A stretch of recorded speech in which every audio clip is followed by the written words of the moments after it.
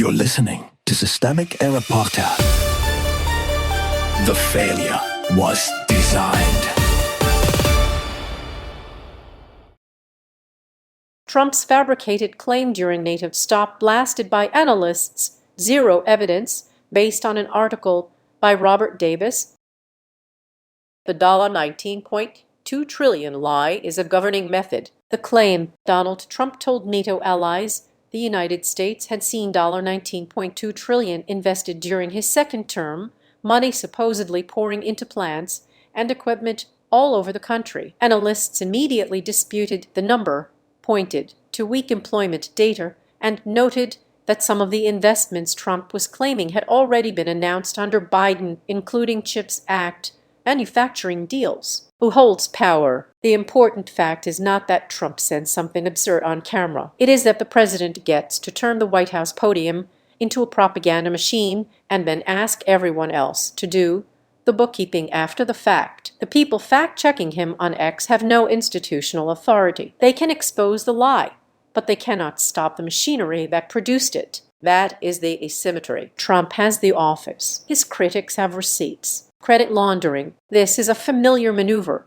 Take public or already announced investment, strip away the original policy, and rebrand it as personal economic genius. If the source reporting is right, Trump is not describing a new industrial renaissance so much as laundering prior decisions through his own name. That matters because it hides causality. Democratic governance makes investments through legislation, agencies, subsidies, and long timelines. Trumpism wants the applause without the process, the numbers without the record, and the credit without the work. The real economy keeps leaking. The source gives away the gain. Latest economic data showed employment declines across all industries except health care and social services. Reuters' Jonathan Landry cited a report saying U.S. manufacturing construction spending has steadily declined since 2024.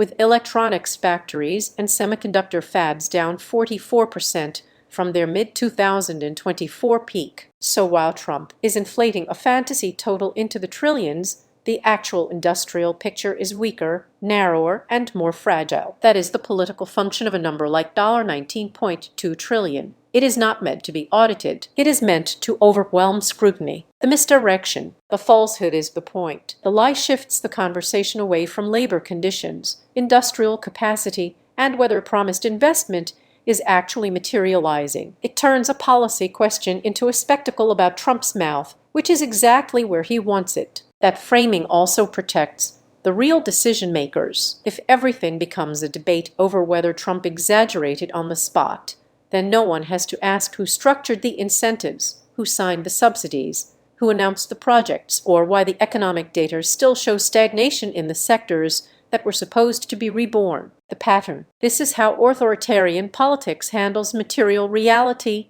inflate success, appropriate credit, and drown verification in volume. The country is told to admire the performance while the underlying conditions remain unimproved. False prosperity becomes a substitute for governing. The larger pattern is not just dishonesty. It is the conversion of public power into a narrative asset. When a president can invent a $1 trillion boom out of thin air, the issue is no longer one misleading press conference. It is an administration that treats truth as disposable and accountability as something for other people.